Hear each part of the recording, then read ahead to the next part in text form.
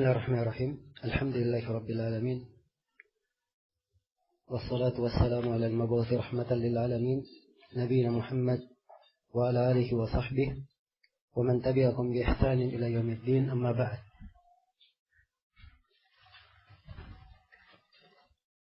Baik, di sini ada beberapa pertanyaan.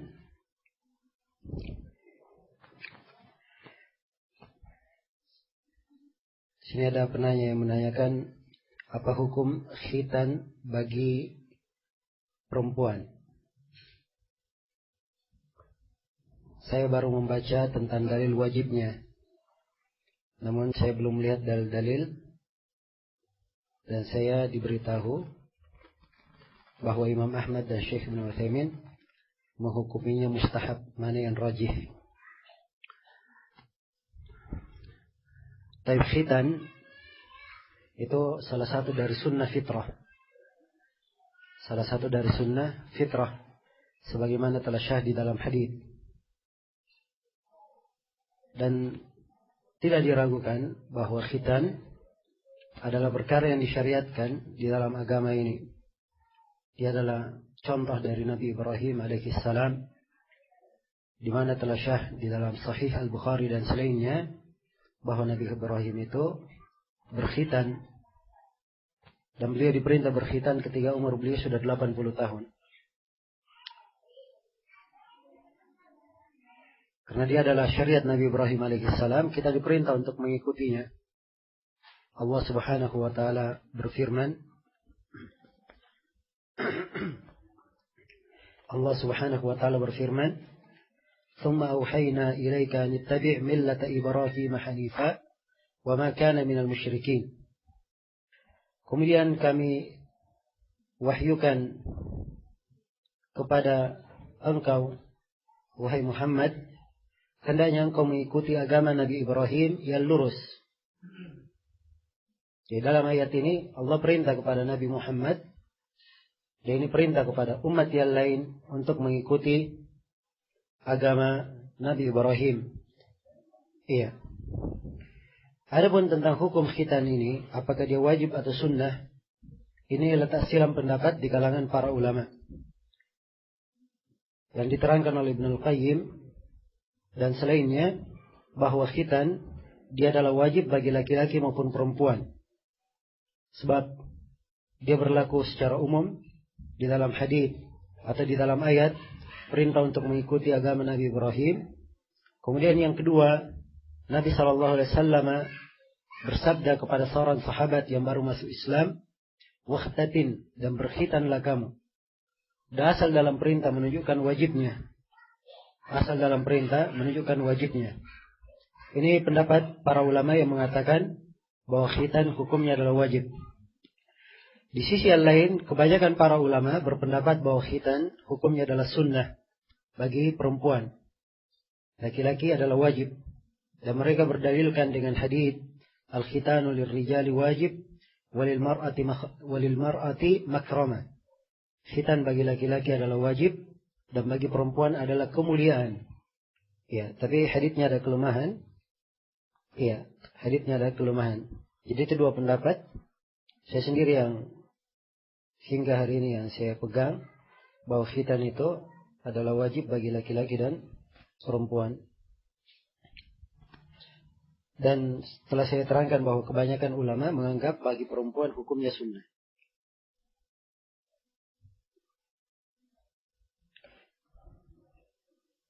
Saya pernah membaca hadis bahwa manusia yang paling dicintai oleh Allah adalah yang paling bermanfaat bagi manusia.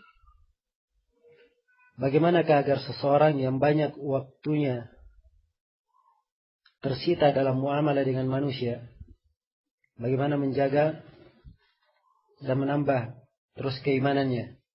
Mengapa ketika muamalah dengan manusia yang terasa adalah jauh dari Allah? Ya, zadakumullahu ilman. Ya, semoga Allah menambah penanya dan menambah seluruh hadirin, dan untuk saya juga ilmu yang bermanfaat dan amalan yang salih. Adapun terkait dengan masalah hadis yang disebutkan, dia adalah hadis yang sahih dari Nabi sallallahu alaihi wasallam, dan telah ditunjukkan oleh banyak nas akan keutamaan seorang hamba bermanfaat dan berberkah dimanapun dia berada. Di antara akhlak Nabi Isa alaihissalam yang Allah terangkan di dalam Al-Quran, wa awsani bis salati waz zakati ma dumtu hayya wa barran biwalidati wa lam yaj'alni jabbaran syaqiyya wa ja'alani mubarakan aina ma kuntu. Nabi Isa berkata, dan saya dijadikan berberkah dimanapun saya berada. Dijadikan berberkah dimanapun saya berada. Kata para ulama, yaitu dia memberi manfaat, membawa manfaat kepada manusia dimanapun dia berada dengan ilmu yang dia miliki. Ya. Dan juga telah syah di dalam hadits riwayat Bukhari dan Muslim, Rasulullah bersabda, "Man istata'a minkum an yanfa'a akhahu falyaf'al." Siapa di antara kalian yang mampu memberi manfaat kepada saudaranya, hendaknya dia kerjakan, hendaknya dia lakukan. Iya. Maka memberi manfaat untuk manusia ini adalah bagian dari amalan salih. Dan bagian dari amalan salih ini tentunya menambah keimanan. Menambah keimanan. Tapi di sini yang ditanyakan, bagaimana bermuamalah dengan seseorang, ya, agar supaya muamalah tersebut menyebabkan seorang dijaga di atas keimanan. Dan penanya di sini mengatakan, mengapa ketika muamalah dengan manusia yang terasa adalah jauh dari Allah? Ya.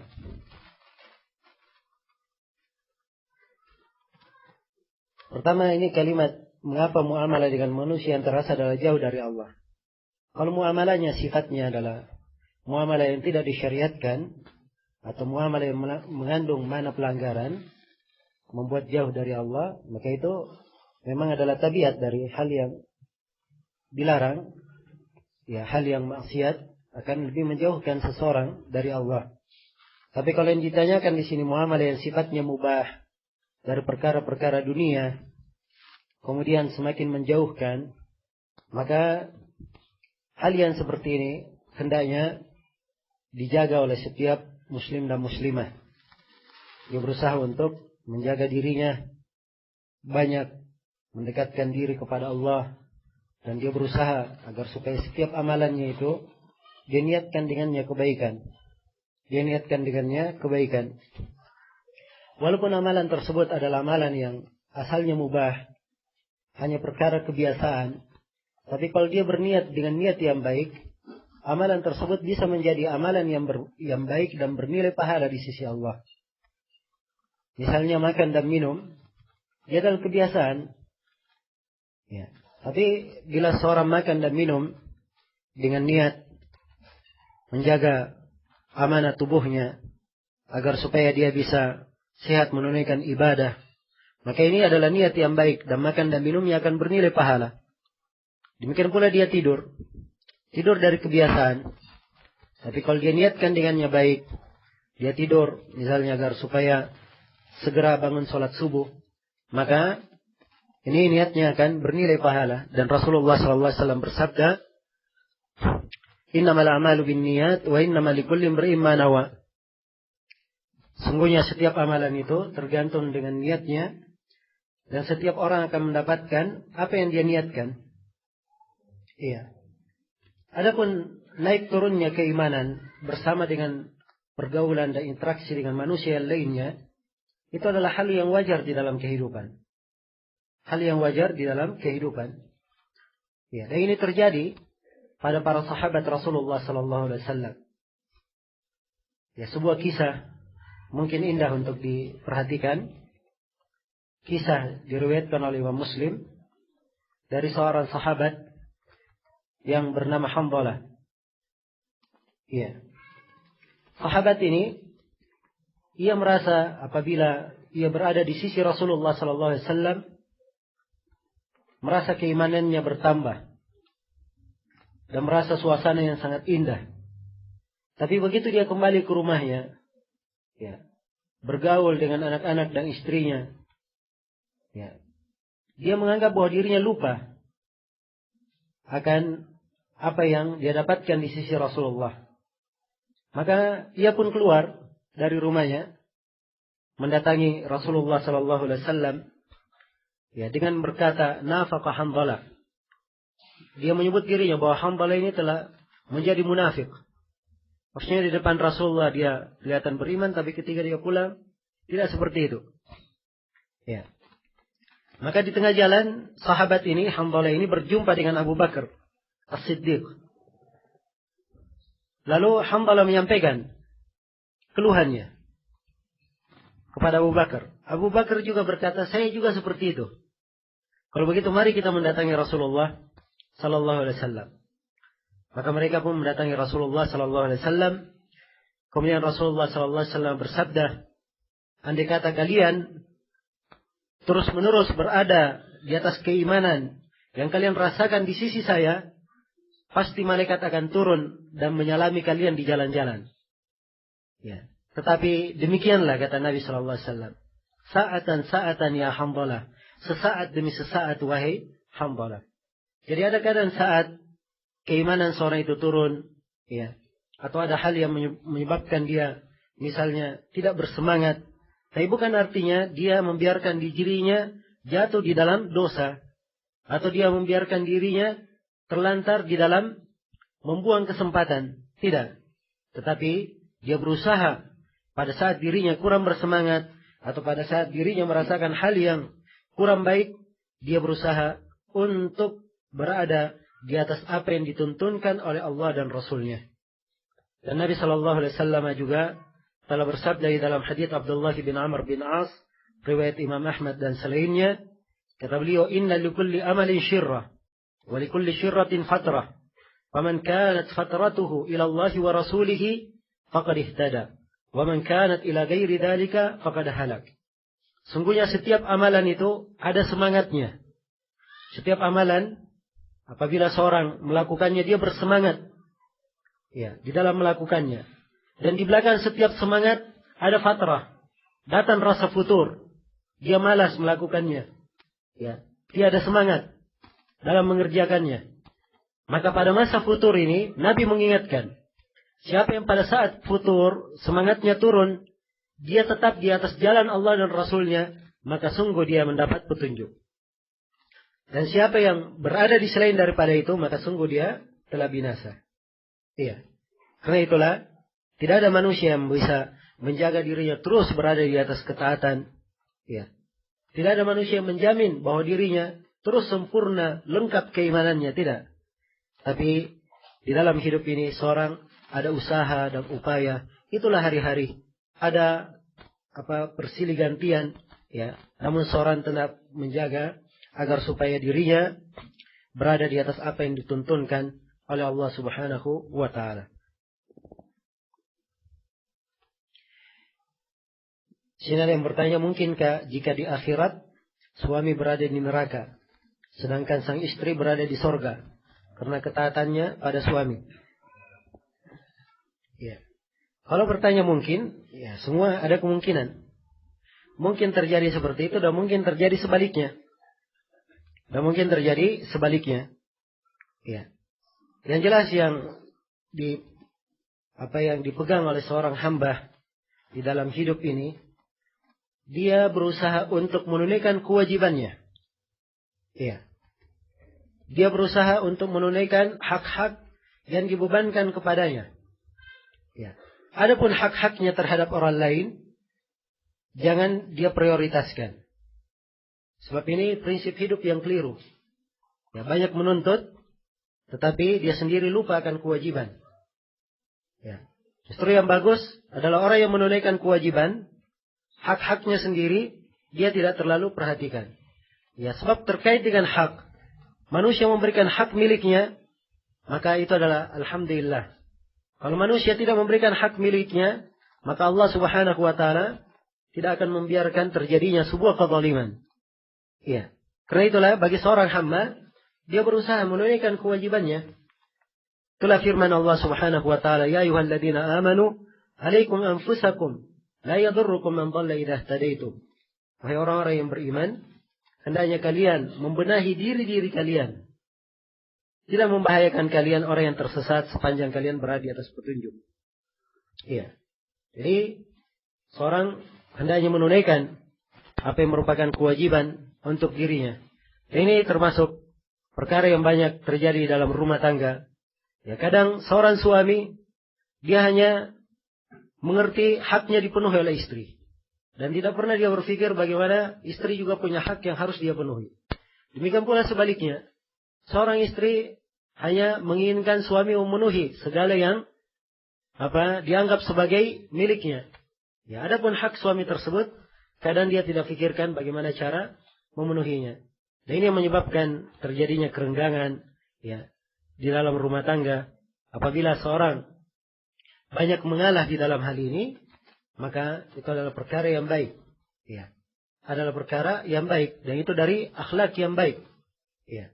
Karena itu kalau kita baca surat Tahrim, di surat Tahrim itu ya diterangkan bahwa Nabi Shallallahu Alaihi Wasallam menjelaskan kepada sebagian istrinya kesalahan-kesalahan mereka. Namun Nabi hanya jelaskan sebagiannya saja. Sebagian yang lain beliau berpaling darinya. Ya. Dan ini dari keindahan akhlak, di mana Nabi tidak menghukum pada setiap kesalahan yang dia bersalah di dalamnya, tapi hanya diterangkan sebagiannya. Dengan sebagian ini dia sendiri akan sadar terhadap kesalahan yang lainnya. Ya, terhadap kesalahan yang lainnya. Maka harus ada saling pengertian. Kemudian yang kedua, dari hal yang keliru juga di dalam interaksi rumah tangga, kadang seorang suami, ya, demikian pula seorang istri, kadang dia menyangka kalau dia tidak menuntut haknya, berarti dia di posisi kalah atau di posisi salah. Ya, ini adalah hal yang tidak benar. Sebab orang yang mengalah belum tentu dia kalah. Orang yang mengalah belum tentu dia salah. Ya, belum tentu dia salah. Bahkan Allah Subhanahu wa taala berfirman, "Iya'lamillahu fi qulubikum khairan yu'tikum khairan mimma ukhidha minkum." Kalau Allah mengetahui pada hati kalian ada kebaikan, maka Allah akan membalas kalian dengan hal yang lebih baik daripada apa yang diambil dari kalian itu, hak kalian yang dilanggar darinya. Ya, sepanjang di dalam hati seorang itu baik, ya, dia telah menginginkan suatu hal yang baik, maka insyaallah taala Allah akan memudahkan urusannya.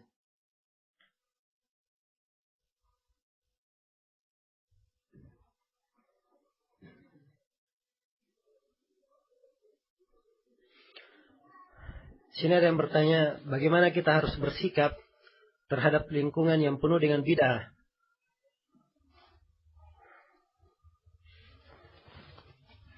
Sebagai contoh, saya sudah malas sekali datang ke acara perkawinan karena banyak kesyirikan dan ikhtilat antara laki-laki dan perempuan.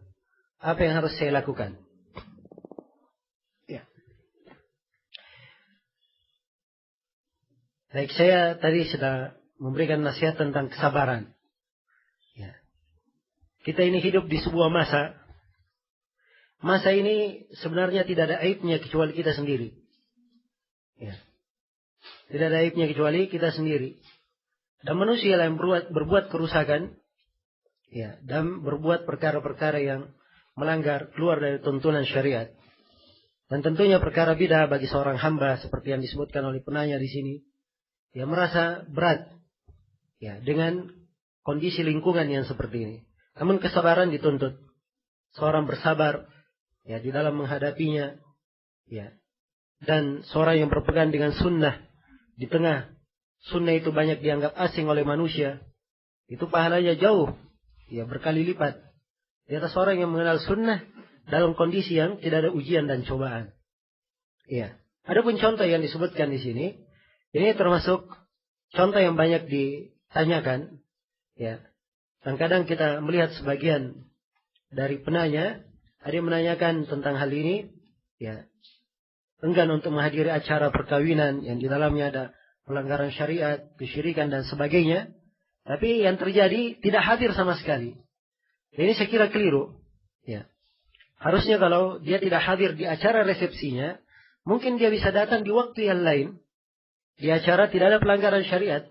Walaupun akad nikah sudah terjadi, sudah syah sebagai suami istri, memungkinkan untuk, ya, datang ke rumahnya, ya, kemudian memberikan hadiah atau apa yang semisalnya yang sudah merupakan kebiasaan diberikan, Ya. Walaupun bukan di acara resepsinya. Ya, dan ini sama dan senilai dengannya. Ya, cuman karena acara resepsinya ada perkara yang tidak dibenarkan oleh syariat di dalamnya, maka kita tidak menghadirinya. Karena memang Allah melarang akan hal tersebut. Orang yang beriman itu disifatkan dalam Al-Quran, وَالَّذِينَ لَا يَشْهَدُونَ الزُّورِ. Orang-orang yang beriman tidak mempersaksikan perkara yang zur. Ya, dan dosa dan maksiat bentuk dari perkara zur yang tidak boleh dipersaksikan.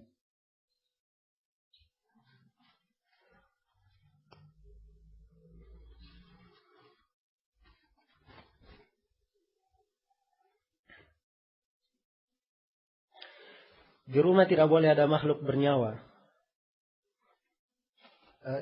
Bukan makhluk bernyawa ya, maksudnya gambar yang mungkin kurang kalimat gambar di sini. Tidak boleh ada gambar makhluk bernyawa. Apakah termasuk foto yang dipajang?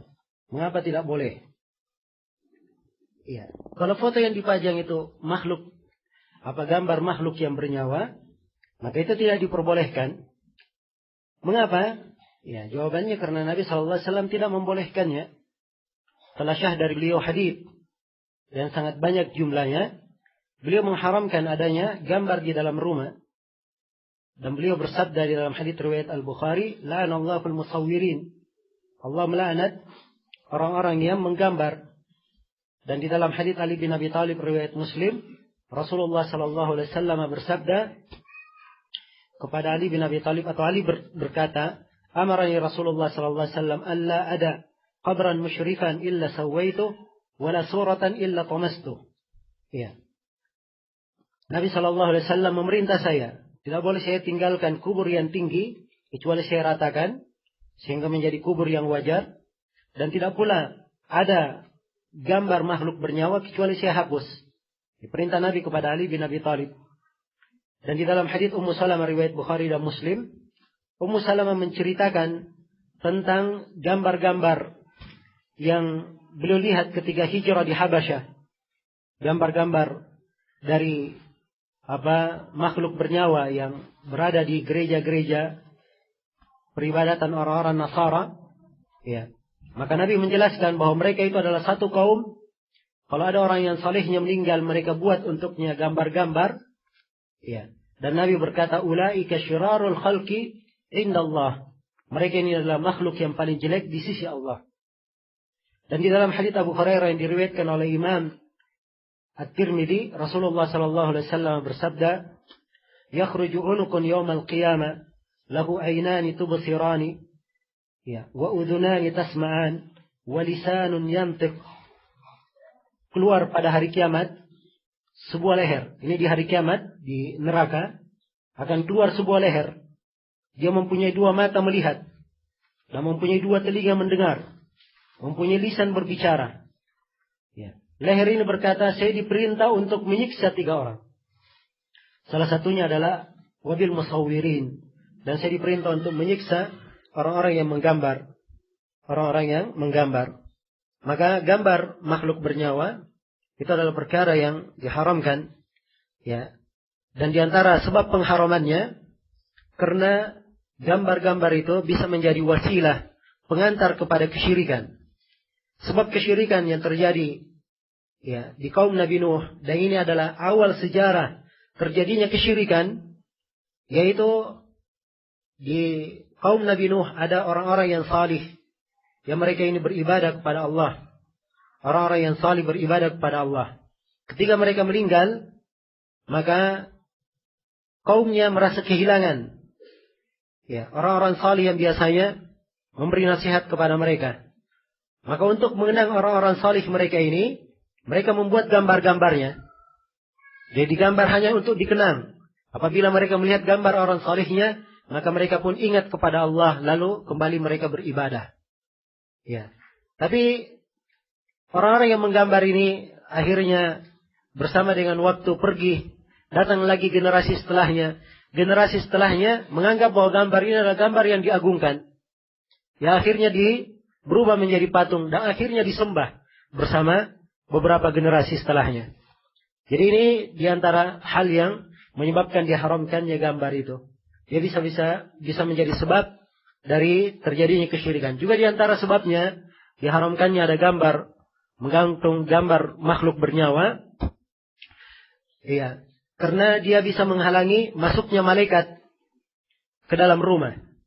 Di dalam hadits yang diriwayatkan oleh Imam Al-Bukhari dan Imam Muslim, Rasulullah SAW bersabda, "La tadkhulul malaikatu baitan fihi kalbun wala surah." Para malaikat tidak akan masuk ke sebuah rumah yang di rumah itu ada gambar makhluk bernyawa atau ada gambar atau ada anjing di dalam rumah itu. Iya. Baik. Yang dimaksud dengan gambar makhluk bernyawa di sini adalah gambar makhluk bernyawa yang dipajang untuk dihormati atau dijadikan sebagai hiasan atau yang semisal dengannya.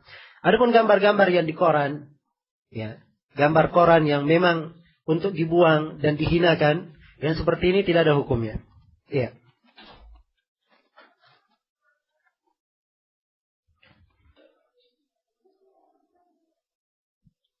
Bagaimana menyikapi anak yang sudah merasa tidak perhatian untuk didakwahi? Karena suami dalam hal agama juga kurang. Sehingga dari ayah kurang menjadi toladan. Jadi ibu tersebut merasa berjuang sendiri untuk mendidik agama anaknya.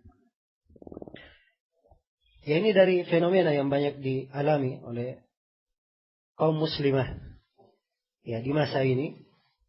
Dan insyaallah ta'ala bagi siapa yang menghadapinya dengan lapang dada dan menerima ketentuan Allah Subhanahu wa ta'ala, maka ya, itu adalah lahan ibadah yang sangat agung baginya. Kemudian hendaknya dia bersyukur, ya, ketika mendapat hidayah dari Allah Subhanahu wa ta'ala untuk ingin mempelajari agama dan menjalankan agama, hidup dengan beragama. Ya, ini adalah nikmat yang wajib untuk disyukuri. Wajib untuk disyukuri. Ya. Terkait dengan masalah sikap menyikapi, saya tidak menasihatkan untuk banyak menggunakan kalimat sikap menyikapi. Ya, apalagi di masa ini banyak manusia memang ya tidak mengetahui tuntunan agama. Ya, kadang pun mengetahui tetapi ya kecenderungan kepada dunia lebih banyak mendominasi dalam hati. Ya, kebiasaan di atas syahwat dan keduniaan kadang sudah mendarah daging.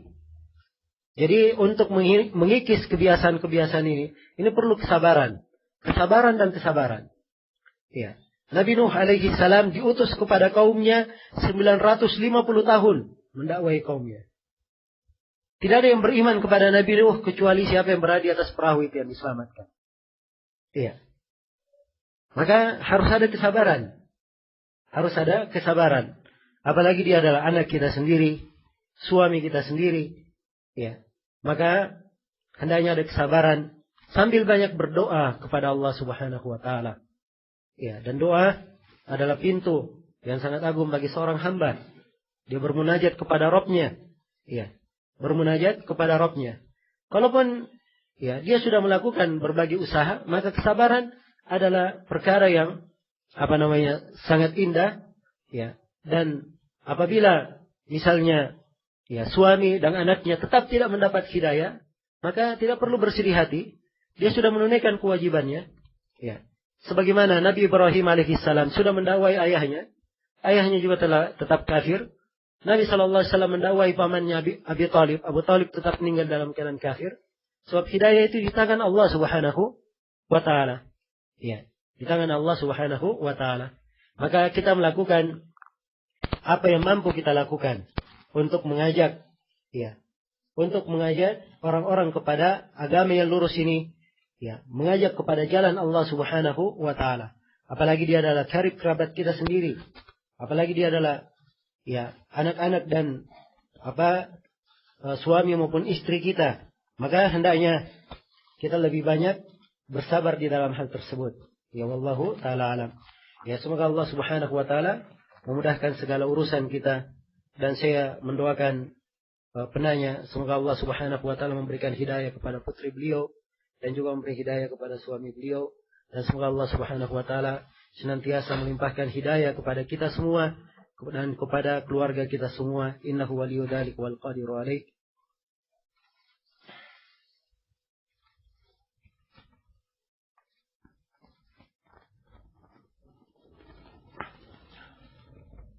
Apakah orang tua kelak bisa membantu anak-anaknya di akhirat bila anaknya di dunia tidak salih atau salihah melalui ibadahnya dan ketaatannya kepada Allah? Ya. Ya, seorang orang tua apabila dia telah menunaikan kewajibannya, maka telah lepas tanggung jawabnya. Ya, telah lepas tanggung jawabnya. Dan dia membantu anak-anaknya dengan memberi fasilitas yang mendekatkannya kepada Allah Subhanahu wa taala. Jadi dia berikan fasilitas dengan hal yang mendekatkannya kepada Allah.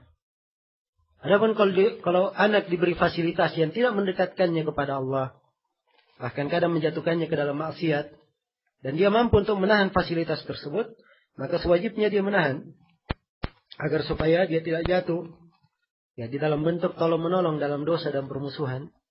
Allah melarang hal tersebut. Ya, Allah berfirman, "Wa ta'awanu 'alal birri wat taqwa wa la ta'awanu 'alal itsmi wal 'udwan." Tolong menolonglah kalian di atas kebaikan dan ketakwaan, dan jangan tolong menolong di atas dosa dan permusuhan. Iya. Jadi kalau dibahas apakah sedekah itu bermanfaat juga bagi anak, ya, membantu anak pada hari kiamat, ya, jawabannya, ya, sedekah tersebut itu hanya bagi orang yang mengeluarkannya, tidak untuk anaknya. Sebab Allah berfirman dalam Al-Quran, "Wa laysa lil insani illa ma sa'a." Dan tidak ada bagi manusia kecuali apa yang dia upayakan sendiri. Ya, apa yang dia upayakan sendiri. Kecuali kalau anak dia berbuat dan bersedekah untuk orang tuanya, maka ini insyaallah taala sampai untuk orang tuanya. Ya, sebab anak bagian dari usaha apa? Orang tua.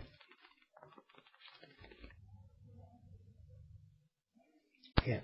Di sini ada yang bertanya, seorang ibu tidak memiliki apa ini Facebook.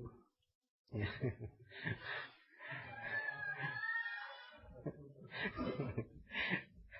Ya. Baik. Tapi anak-anaknya yang sudah remaja mempunyai Facebook. Ibu itu merasa malu karena adik dari ibu itu selalu memantau Facebook dari anak-anaknya tersebut. Adik ibu tersebut sering membahas perkataan-perkataan anak ibu tersebut agar hati-hati. Jadi sini dibawakan beberapa contoh ucapan anak misalnya. Ya, saya pikir bahwa hal yang seperti ini tidak perlu dimasukkan dalam hati. Iya. Tidak perlu dimasukkan di dalam hati. Seseorang apabila dia mendidik, ya, dan pendidikannya tersebut sudah benar, sesuai dengan apa yang dituntunkan oleh Allah dan Rasulnya, maka tidak perlu menghiraukan apa yang dikatakan oleh manusia. Tidak perlu menghiraukan apa yang dikatakan oleh manusia. Sepanjang yang kita lakukan adalah mencari keridhaan Allah Subhanahu wa taala, maka itu insyaallah taala sudah menjadi hal yang baik. Tapi yang perlu saya ingatkan di sini bahwa memang di dalam mendidik anak-anak seperti yang saya sebutkan, apalagi di masa ini, ya, kadang orang tua, masya Allah, punya kesadaran yang baik, ya. Tapi anak-anaknya, ya, anak-anaknya karena lingkungan, pergaulan, ya, akhirnya tidak bisa dikontrol oleh orang tuanya. Bahkan orang tuanya kadang tidak bisa memberikan pengaruh. Ya, maka di sini seorang ayah maupun ibu harus lebih cerdas, ya, dan lebih berhati-hati di dalam menegur perbuatan-perbuatan anak. Ya. Di dalam menegur perbuatan-perbuatan anak. Ya. Secara umum saya ingin memberikan dua kaidah. Agar supaya kaidah ini bisa diterapkan. Yang pertama, di dalam kaidah syariat kita tidak boleh merubah kemungkaran yang akan melahirkan kemungkaran yang lebih besar. Ini kaidah yang pertama. Tidak boleh merubah kemungkaran yang akan melahirkan apa? Kemungkaran yang lebih besar. Contoh misalnya si anak dilarang berbuat A. Tapi ketika dilarang berbuat A, dia akan berbuat C, B, dan apa? B. Ya, tambah perbuatannya. Ya, maka ini tentunya ya kita obati dengan cara yang lain. Demikian. Jadi tidak boleh merubah kemungkaran yang akan melahirkan kemungkaran yang lebih besar. Ya. Kemudian yang kedua, kaidah yang kedua, ya, di dalam syariat kita ada yang dikatakan namanya irtikab atau taklilus syarr, memperkecil kejelekan. Ya. Kalau kejelekan tidak bisa disirnakan, dihilangkan, maka diperkecil kejelekan tersebut. Diperkecil kejelekan tersebut. Ya. Jelas ya? Oh misalnya anak-anak ini, ya karena dilarang misalnya main Facebook, ya, akhirnya mereka bikin sendiri-sendiri, ya, atau mereka sembunyi-sembunyi misalnya, ya. Dan memang sekarang sulit untuk dikontrol, ya. Mau bikin dimanapun dia bisa bikin, ya. Jelas ya? Diputus segala fasilitasnya, tidak diberi HP, bisa ke warnet, ya. Tidak bisa ke warnet, ya. Ada teman-temannya yang dia bisa numpang, ya. Jelas ya? Bisa numpang untuk menggunakan fasilitasnya. Maka arahan yang seperti ini, kadang kalau kita memutusnya dan keras dalam hal yang seperti ini, kadang juga tidak ada manfaatnya bagi anak. Maka mungkin dilihat bagaimana solusi yang baik. Atau mungkin kita tahu, tidak apa-apa pakai Facebook, yang penting saya tahu isinya apa. Atau misalnya isinya berikan nasihat, diarahkan. Berikan nasihat kepada kawanmu begini dan begini. Ya. Ini dari bentuk memperkecil kejelekan. Dari bentuk memperkecil kejelekan. Ya, dan ini kaidah insyaallah taala indah dan bermanfaat kalau diterapkan. Ya, sebab tidak seluruh kejelekan bisa dihilangkan 100%. Ada kalanya kita hanya mampu untuk memperkecil. Dan kalau kemampuan kita hanya memperkecil, ya, itulah batas dari kesanggupan kita. Dan Allah tidak membebani seseorang apa yang di luar kesanggupannya. Allah firman, la yukallifullahu nafsan illa wus'aha. Allah tidak membebani seseorang kecuali sesuai dengan kemampuannya. Kecuali sesuai dengan kemampuannya. Ya. Di antara suatu hal yang sangat indah, pernah suatu hari, ya, guru kami, salah seorang ulama besar di kota Madinah, namanya Syekh Ubaid Al-Jabiri. Beliau ditanya tentang sebuah keluarga. Keluarga ini, ya, ayah dan ibunya Masya Allah, multazim. Tapi anak-anaknya, ini karena bergaul dengan tetangganya semuanya punya TV, punya parabola. Ya, akhirnya anak-anaknya sering hilang dari rumah. Ya, nongkrong di rumah tetangganya. Ya, maka muncul pertanyaan kepada Syekh, apakah boleh orang ini memasukkan TV ke rumahnya agar supaya anaknya tidak keluyuran sana sini, tapi acara di TV dia kontrol. Ya, untuk memperkecil kejelekan. Maka Syekh memperbolehkan hal tersebut untuk apa? Memperkecil kejelekan. Dan ini adalah hal yang baik, bentuk dari bijaksana dalam bersikap. Ya. Tapi kalau seorang, ya, mampu untuk lepas dari kejelekan seluruhnya, tentunya itu yang dia dahulukan. Ini saya hanya menyinggung bab apa? Memperkecil kejelekan. Ini kalau setelah tidak ada lagi kemampuan untuk menghilangkannya. Maka ini mungkin dari kaidah di dalam menyikapi, ya, di dalam menegur yang sepatutnya kita perhatikan. Kadang dalam hubungan rumah tangga, seorang istri melihat pada suaminya ada hal yang wajib dia perbaiki. Ya. Kalau dia langsung sampaikan di kondisi tersebut, mungkin bukan perbaikan yang akan terjadi, tapi pertengkaran. Tapi mungkin dia undur di waktu yang lain. Ya. Kemudian dia sampaikan pada tempatnya. Inilah tadi, tidak boleh merubah kemungkaran yang akan melahirkan apa? Kemungkaran yang lebih besar. Jadi ini kaidah kalau digunakan dengan baik, insyaallah taala, dia adalah hal yang akan membantu dan bisa memperbaiki banyak perkara. Ya wallahu taala alam. Ya, dan saya doakan semoga ibu yang bertanya ini yang bercerita tentang Facebook tadi, ya, terus diberikan taufik dan istiqamah oleh Allah Subhanahu wa taala di atas ketaatan dan di atas agama yang lurus. Dan saya bermohon kepada Allah Subhanahu wa taala semoga anak-anak beliau, ya, diberi petunjuk oleh Allah Subhanahu wa taala dan diperbaiki keadaannya dan dijaga di atas keimanan dan ketakwaan. Sebagaimana saya berdoa untuk seluruh hadirin, semoga kita semua senantiasa diberi hidayah, diberi petunjuk, ya, dan seluruh keluarga, ya, anak-anak dan karib kerabat kita diberikan petunjuk dan hidayah oleh Allah Subhanahu wa taala. Ya wallahu taala alam.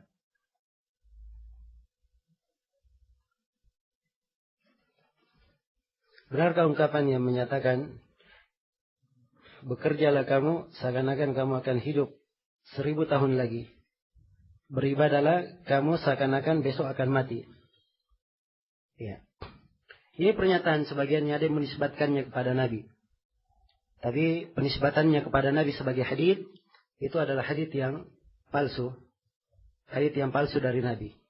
Dia hanya syah dari ucapan sebagian as-salaf. Ya. Ucapan sebagian dari para salaf yang salih. Ya, ia berkata, "I'mal di dunyaka ka'annaka ta'ishu abada." Bekerjalah untuk duniamu seakan-akan engkau hidup selama-lamanya. Wa amal li akhiratika ka'annaka tamutu ghada. Dan beramallah untuk akhiratmu seakan-akan engkau akan meninggal besok. Ini dari bentuk motivasi yang bagus. Dari bentuk motivasi yang bagus. Dan mana bekerja untuk dunia adalah tekun di dalam bekerja. Ya. Sebab seorang kalau dia sudah masuk ke dalam pekerjaannya, maka dia tekuni sampai selesai. Karena itu di dalam hadits Nabi sallallahu alaihi wasallam bersabda, "Innallaha ahabba minal 'abdi idza 'amila 'amalan ayyutkinahu." Sungguhnya Allah cinta kepada hamba kalau dia bekerja melakukan sebuah amalan, dia memperbaik amalan tersebut ya sampai sempurna. Ya wallahu taala alam. Baik. Mungkin sampai sini dulu ya. Mudah-mudahan apa yang disampaikan untuk pertemuan kali ini ada manfaatnya untuk seluruh hadirin dan hadirat, dan saya mohon maaf atas segala macam kekurangan dan kesalahan. Subhanakallahumma bihamdik asyhadu an la ilaha illa anta astaghfiruka wa atubu ilaik. Walhamdulillahirabbil alamin. Wassalamualaikum warahmatullahi wabarakatuh.